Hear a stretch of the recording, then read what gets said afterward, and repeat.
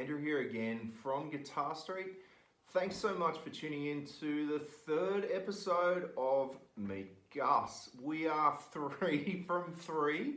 That is, each week I'm going to upload an episode of my progress on my project Gus. In case you haven't seen the first couple of episodes, Gus is a 1980s Argus Les Paul copy from Japan. It's one of the black customs which they put out. It's not an AL100, of course, never thought it was.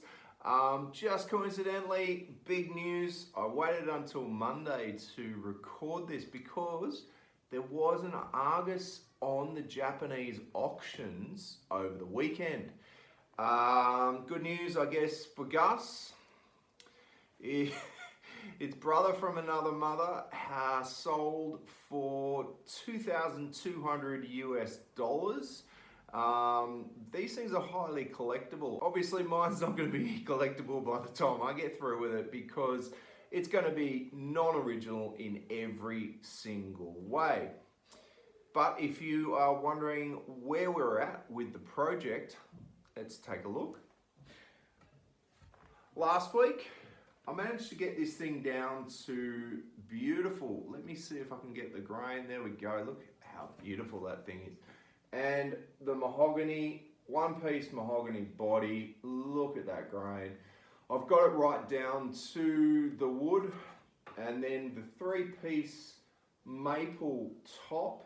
It is a 3-piece carved maple top. Also took a template for the headstock. Don't drop it.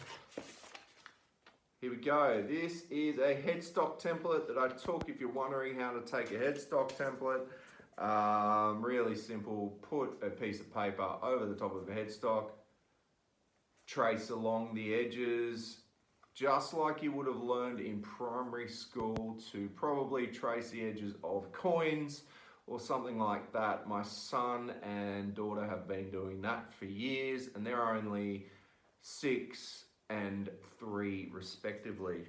So this week, we're going to take this fiber board that I got from Rothko and Frost. We're going to see what a template might look like to whack on top of this headstock. The other thing I am going to attempt, and this could, you know, this is Guitar Street. This could go any which way of bad. It could go good. It could go really well. I'm going to remove the fretboard. Yeah, never done this before. It's all right. We're always up for a first here. So I've been reading. I was on StewMac.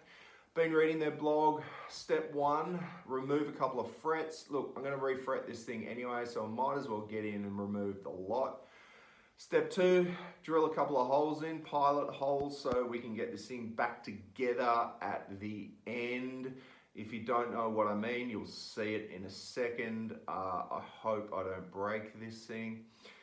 Step 3, an iron. You might have seen me trying to iron off the veneer in a previous episode, which was idiotic because it wasn't a veneer, it was paint. So let's get cracking. I'm going to try and loosen the glue with the iron and then get in with a metal ruler. You can see it's lifting. A couple of people, thank you so much for the comments on the channel, have suggested, and a few people on Instagram have actually suggested that I just get into it, rip it off gently, and replace it. Look, I'm going to take the opportunity to do a bit of custom work anyway. As I say, this is not going to be an original Argus. I'm not restoring this thing. It's, you know, it's not an AL100. It was a black custom.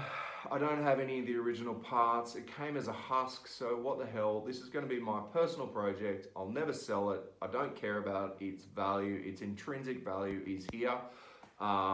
As I said, this fiberboard will have an inlay that I'm working on at the moment. My son has drawn some artwork. It's pretty rad. I'll show it to you next episode. I'm not going to get into that today because this fretboard removal, I've got an hour to do it. I kind of think I might go over time, but luckily, very luckily, it's a mental health Monday at my workplace. The boss has been good enough to give us all a day off on Monday, so I'm going to crack on with this and spend the day either making myself really happy or making myself really angry about the fact that I've just destroyed a guitar. Yes, the other thing I'm going to do to this fretboard, I said I'm going to refret it, I'm going to radius sand it, all of that kind of stuff. Great, yep, all good. I'm going to do some custom inlays. I'm going to whack out the inlays on this. Hopefully they come out pretty easy with a bit of heat. I'm really hoping it wasn't CA glued in there. I'm going to try some black mother of pearl. You know, I kind of can do whatever I want with this guitar, so I'm thinking about black mother of pearl. I reckon it could look pretty rad. But yeah, stay tuned. I'm going to go give this a shot. I'll come back a bit later and let you know how I went. I might put a bit of commentary. You might hear a bit of swearing. You might hear happiness. I don't know yet. I don't know. This is this is going to be the toughest thing that I've done or the easiest thing. So let's have a look. I'm back. I managed to get a few things done, pretty good actually, on some parts, not so good on others. I've lost my nerve when it comes to ripping this fretboard off. I'm gonna have to get it off anyway, I'm committed. I've got down to about the 4th or 5th fret on the low side. On the high E side, I've actually not been able to get past the 3rd fret. It kind of worries me a bit. You can see I've spent a lot of time here on the steam. Fretboard just didn't want to let go. So I'm gonna have to throw out a big SOS here. Honestly, it felt like that fretboard might actually snap at the 3rd fret. I don't know, I'm not an expert, you know, I've never done this before. Thank God I'm doing it to my own guitar and not someone else's. But let's run through. First up, the binding on that fretboard just snapped right off. Brittle as hell. You know, it's 1980s, where are we, 2020? It's 30 years old. The binding does get brittle, so I'm gonna have to rebind this fretboard anyway if I keep it. The good news is that the frets have come out without any chip out, which is fantastic. Bad news is the fretboard might be broken. I don't know. If you've got any advice, if you've ever removed a fretboard before, please let me know. Please hit me up in the comments below. I would love advice right now. I'm using a metal ruler. Might be too thick, I don't know. It's a very thin metal ruler. I was heating up the ruler, I was heating up the fretboard. The glue came up pretty easy to begin with. I thought I was trucking along quite well.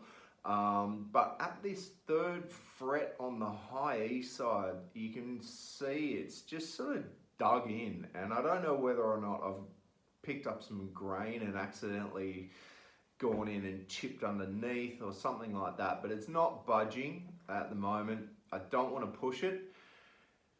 Worst case scenario, you know, I buy a new fretboard and put it on. There's really not much I can do about that. I got the pilot holes drilled, I got it ready, I steamed it, got that ruler in, and it started letting go very easily. I've then spent about half an hour getting the rest up. So you can see I got down to about the 4th fret, 5th fret maybe on the bottom E side. That's come up quite easy, but I've been a bit wary of going all the way down the bottom E side when the high E hasn't been budging past the 3rd fret. It feels like it's stuck and it feels like I've lifted a bit of grain or shaved off some of the fretboard underneath. I don't know.